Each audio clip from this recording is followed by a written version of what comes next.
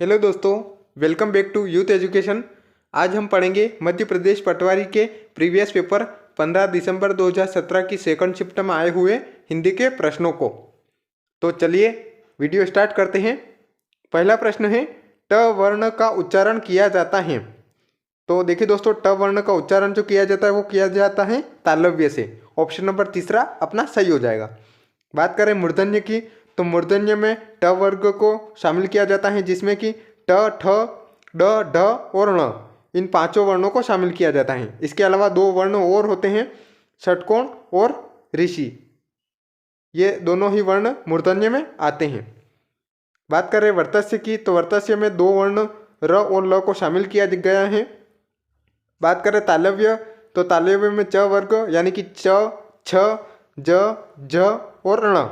इसके अलावा चार वर्ण और इमली, इक और य और श, ये चार वर्ण और शामिल किए गए हैं। बात करें कंठव्य की, तो कंठव्य में क, ख, ग, घ, ण, ये क वर्ग शामिल किया गया है। इसके अलावा अ, आ और अम और ह, ये चार वर्ण और शामिल किए गए हैं। अब अगला प्रश्न, त, थ, द, ध और न का उच्चारण किससे होता है? तो देखिए दोस्तों, इसका उच्चारण होता है दंत से। ऑप्शन नंबर तीसरा अपना सही हो जाएगा। बात करें तालु की यानी कि तालव्य की, तो इसमें च वर्ण को शामिल किया गया है। च वर्ग में च, छ, ज, ज और ण। इसके अलावा ई और य और श को शामिल किया गया है। बात करें नासिका की यानी नासिक के व्यंजन की, तो इसमें अम को शामिल किया गया है। बात करें दंत्य की, तो दंत्य में त वर्ग के को शामिल किया गया है, जिसमें कि त, थ, द, ध और न। इसके अलावा स को भी इसमें शामिल किया गया है। बात करें कंठव्य की, तो कंठव्य में क वर्ग को शामिल किया है, जिसमें क, ख, ग, घ और ण। इसके अलावा चार वर्ण और अ, आ, अह और ह, इनको शामिल किया गया है। बढ़ते हैं अगले प्रश्न पर। अगला प्रश्न है, श, श, स, ह कौन से व्यंजन हैं? तो देखिए दोस्तों, ये जो है ये ऊष्मी व्यंजन है। ऑप्शन नंबर दूसरा अपना सही हो जाएगा। बात करें अंतस्थ व्यंजन की, तो अंतस्थ व्यंजन में य, र, ल और व आते हैं। बात करें ऊष्मी व्यंजन में, तो ये अभी देखा हम लोगों ने श, श, स, ह आते हैं। बात करें स्पर्शी व्यंजन की, तो स्पर्शी व्यंजन में क से म तक यानी 25 वर्ण आते हैं। अब अगला प्रश्न, यदि दो पंचमा अक्षर एक साथ आए तो स्वर रहित नहीं बनता है, तो कौन नहीं बनता है? तो वो बनेगा अनुस्वार। ऑप्शन नंबर एक अपना सही हो जाएगा। देखिए दोस्तों, अनुस्वार किसी भी शब्द या अक्षर के ऊपर लगे बिंदु को कहते हैं, जैसे हो गया चंदन या फिर मंगल। बात करें अनुनासिक की, तो अनुनासिक जिन स्वरों के उच्चारण में हवा मुंह के साथ साथ नाक से भी निकलती हैं, उन्हें अनुनासिक कहते हैं। इनका जो चिन्ह होता है वो होता है चंद्र बिंदु, जैसे हो गया हंसना या फिर आँख। अब दे रखा है इसने निर्नुनासिक। निर्नुनासिक यानी जिन स्वरों के उच्चारण में हवा केवल मुंह से निकलती है, इनके अंदर सारे स्वर आते हैं, जैसे अ, आ, ई, उ, ऋषि, एड़ी, एनक, ओकली और औरत। ये सारे वर्ण जो हैं स्वर निर्नुनासिक में आते हैं। अब अगला प्रश्न, केवल भीख मांगकर गुजारा नहीं हो सकता, इस वाक्य में उचित निपात को बताइए। तो इसमें उचित निपात की बात करें तो वो होगा केवल। ऑप्शन नंबर पहला अपना सही हो जाएगा। बात करें निपात की, तो देखिए दोस्तों, निपात का मतलब होता है कि किसी भी बात पर अतिरिक्त भार देने के लिए जिन शब्दों का प्रयोग किया जाता है उन्हें निपात कहते हैं। इसके अंतर्गत केवल, भी, तक, काश, जी ऐसे शब्द आते हैं। बढ़ते हैं अगले प्रश्न पर। अगला प्रश्न है, मेघ का पर्यायवाची निम्न में से कौन सा है? तो अगर बात करें मेघ के पर्यायवाची की, तो वो हो जाएगा वारिद। ऑप्शन नंबर चौथा अपना सही हो जाएगा। बात करें इसके और ऑप्शन की, तो जख। तो जख का मतलब होता है दोस्तों मछली, मीन या फिर सफरी, उसे जख कहते हैं। अगला ऑप्शन है इसका अवधूत। अवधूत का मतलब होता है दोस्तों साधु या फिर महात्मा। अगला ऑप्शन दे रखा है इसने भव। तो भव का अगर पर्यायवाची बात करें तो वो हो जाएगा संसार या फिर जग। अब अगला प्रश्न, जिसके पार देखा जा सके के लिए एक शब्द निम्न में से कौन सा होगा? तो उसे कहेंगे दोस्तों पारदर्शी। ऑप्शन नंबर पहला अपना सही हो जाएगा। बात करें पारदर्शी की तो जिसके पार देखा जा सकते हैं उसे पारदर्शी कहते हैं। बात करें अगले ऑप्शन की तो अपरंपार, तो अपरंपार का मतलब होता है दोस्तों अपार या फिर असीम, उसे अपरंपार कहते हैं। अगला ऑप्शन है अपार, अपार का मतलब होता है जिसका पार न हो उसे अपार कहते हैं। अगला ऑप्शन है उस पार, उस पार का मतलब होता है दूसरा किनारा या फिर दूसरी ओर। अब अगला प्रश्न, भानुदय का संधि विच्छेद निम्न में से कौन सा है?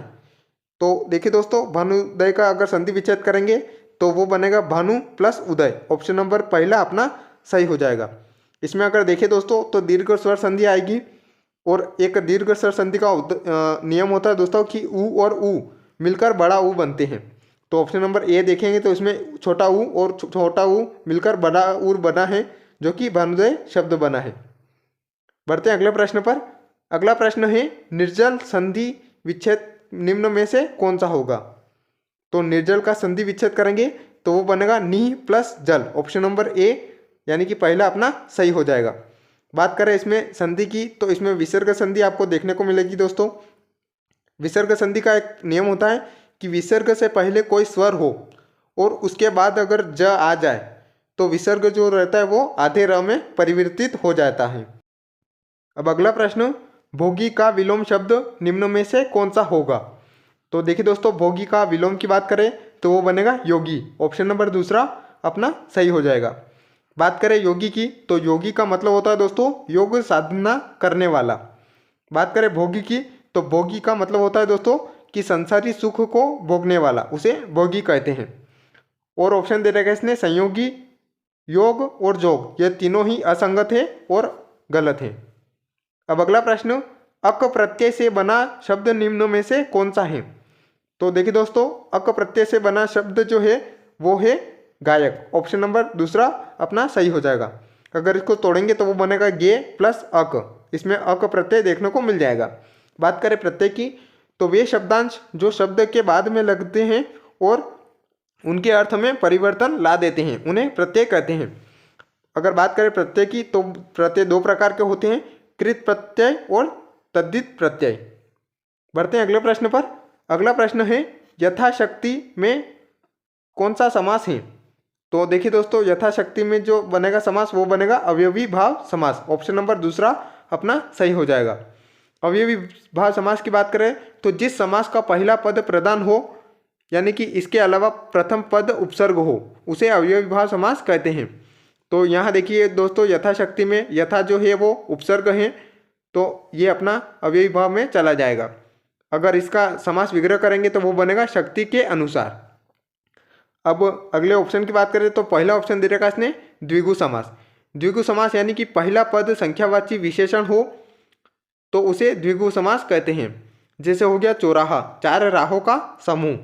अगला ऑप्शन दे रखा इसने तत्पुरुष समास, यानी वो समास जिसका उत्तर पद प्रधान हो वो तत्पुरुष समास में चला जाएगा।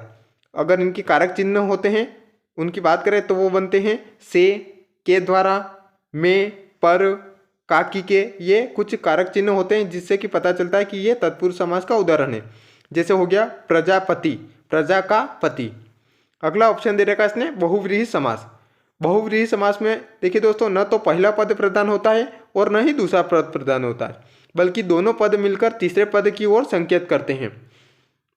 बात करें इसके उदाहरण की तो एक उदाहरण होता है कि लंबोदर, लंबा है उदर जिसका, यानी कि लंबा है पेट जिसका, यानी कि श्री गणेश की बात की गई है। अब अगला प्रश्न, सिर पिटना मुहावरे का अर्थ निम्न में से कौन सा है? तो देखिए दोस्तों, इसका सही आंसर बन जाएगा शोक करना, ऑप्शन नंबर 4 अपना सही हो जाएगा।